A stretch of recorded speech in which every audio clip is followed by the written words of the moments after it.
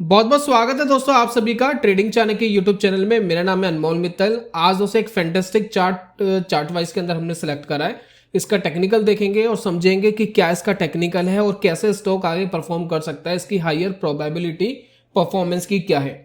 तो स्टॉक का नाम आपको वीडियो के बीच में मिलेगा, आपको वीडियो के बीच में बता दिया जाएगा किस स्टॉक की बात कर रहे हैं। फिलहाल थोड़ा सा टेक्निकल समझ लीजिए, क्या ये लाइव टेक्निकल बना रहा है और क्या आपको कहने की कोशिश कर रहा है।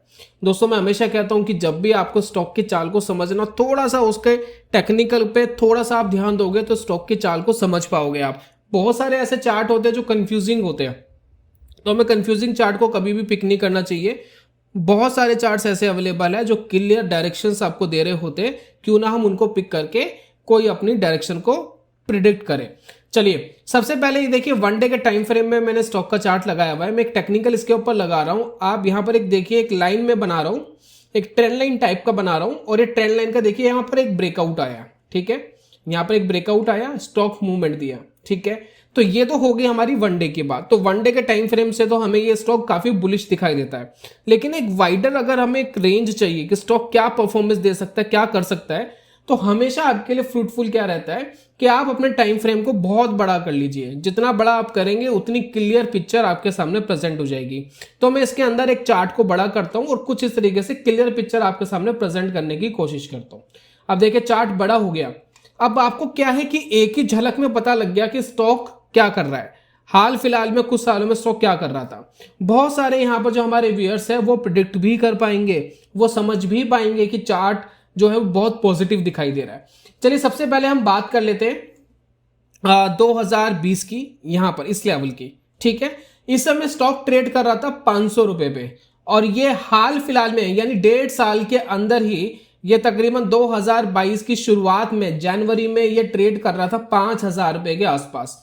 तो समझ रहे हैं यहां पर था ये कितने पे ट्रेड कर रहा था, अप्रोक्स 500 रुपए पे, और यहां कितने पे ट्रेड कर रहा था, 5,000 पे।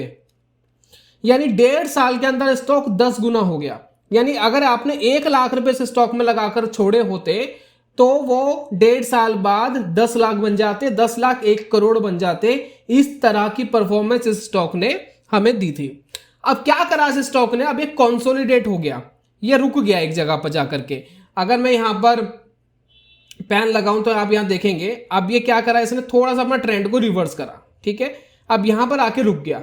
अब उसके बाद ये वापस रिवर्सिंग पे गया, देखिए वापस रिवर्स हो रहा है और एक पैटर्न हमें फॉर्म्ड होता हुआ दिखाई दे रहा है जिसको हम कहते हैं हेड एंड शोल्डर पैटर्न, ठीक है। बहुत बड़ी गिरावट इसके अंदर आई ही, लेकिन आपको चार्ट के ऊपर इसलिए नहीं दिखाई दे रही क्योंकि हमने बहुत बड़ा चार्ट लगाया हुआ है। ये स्टॉक 5,000 से ट्रेड करता हुआ नीचे आता आता ये स्टॉक वापिस आ गया 3,000 पे, यानी 2,000 रुपए की इसके अंदर करेक्शन आई। अब वापिस ये 5500 चला गया, अपना जो इसने होल टाइम हाई बनाया था उसको भी ब्रेक कर दिया है। साथ ही साथ अगर आप यहां पर देखेंगे, थोड़ा सा नजर डालेंगे, स्टॉक क्या कर रहा है, अब यहां देखिए नीचे गया था, ऊपर आ गया, फिर वापस से ऊपर एक ब्रेकआउट देने की इसने कोशिश करी, राइट। तो क्लियर हमें पता लग रहा है कि यहां से ब्रेकआउट देने की कोशिश कर रहा है। तो एज पर टेक्निकल एनालिसिस अगर हम इस चार्ट को और बड़ा करते हैं तो हमें क्लियर पिक्चर क्या पता लग रही है, जरा इसके ऊपर ध्यान दीजिए कि इसने इस पैटर्न को ब्रेक कर दिया है, ऑल टाइम हाई को ये ब्रेक कर चुका है। अगर मैं यहां पर एक ट्रेंड लाइन लगा दूं, एक नेक लाइन लगा दूं, तो ये देखिए इसको ब्रेक कर चुका है, प्लस इसका जो सपोर्ट इसको लेना था वो सपोर्ट भी ले चुका है। अब यहां से ऐसा लगता है कि स्टॉक एक अच्छी मूवमेंट ऊपर की तरफ दिखा सकता है।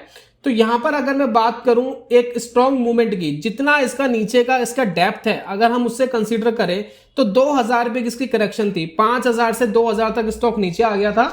तो 5,000 से 2,000 तक अगर स्टॉक नीचे आ गया था तो हम एक्सपेक्ट कर सकते हैं कि अगले 2,000 के लेवल तक ये स्टॉक ऊपर जा सकता है, ठीक है। तो हम क्या कर रहे हैं, यहां पर एक्सपेक्ट कर रहे हैं कि 7,000 का लेवल स्टॉक जाना चाहिए।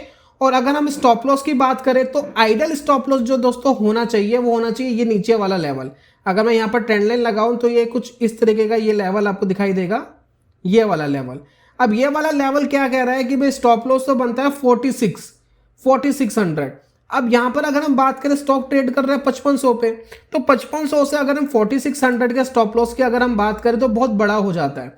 तो इसके लिए हम थोड़ा सा टाइम फ्रेम को छोटा करेंगे, छोटा टाइम फ्रेम पे देखेंगे कहां पर स्विंग स्लो बन रहे हैं, उसके हिसाब से कंसीडर कर सकते हैं। लेकिन कायदे से अगर मैं बात करूं तो 900 रुपए का स्टॉप लॉस है और पाने के लिए इसके अंदर 1500 रुपए है। रिस्क एंड रिवॉर्ड रेशो तो अच्छा है, लेकिन बहुत बड़ा रिस्क है, स्टॉप लॉस बहुत बड़ा है।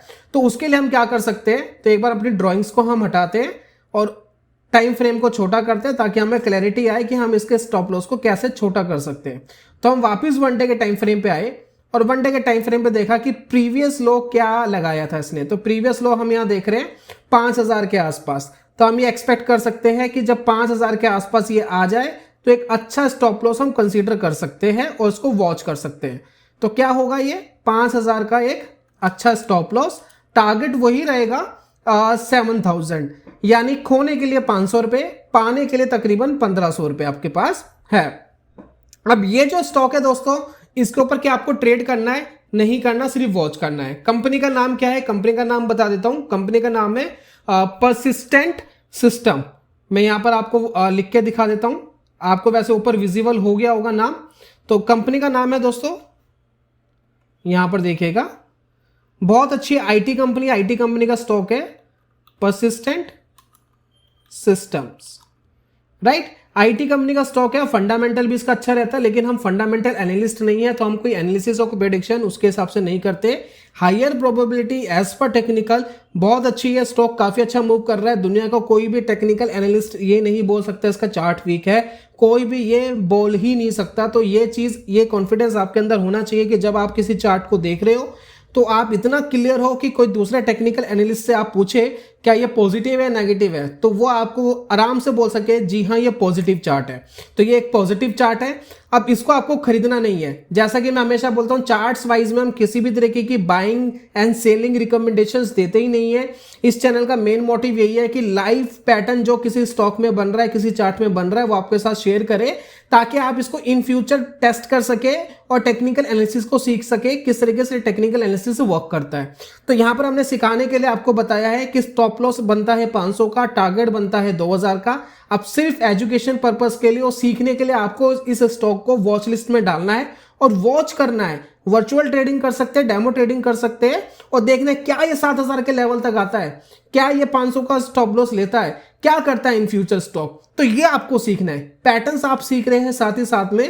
तो यही दोस्तों होता है जब आप टेक्निकल एनालिसिस सीखते हैं, तो इस तरीके से आपको जब फ्यूचर टेस्ट करते हैं तो आपकी नॉलेज काफी इंप्रूव्ड होती है। तो उम्मीद करता हूं दोस्तों ये वीडियो आपको पसंद आई होगी, समझ में आई होगी। मैं जल्दी मिलूंगा नेक्स्ट वीडियो में, तब तक के लिए goodbye, God bless you, bye bye दोस्तों।